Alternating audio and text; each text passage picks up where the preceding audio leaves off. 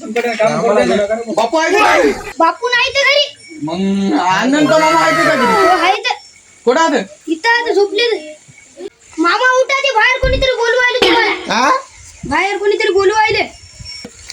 बोल बाय काय बाय जटवा अहो त्या लेकराचं पाळणं म्हणायचं आहे. पाळणा अरे मथार तर घरी नाही ना मला काय येत नाही पाळणा अहो तुम्हीच म्हणा, कसं आहे म्हणा, पण म्हणा.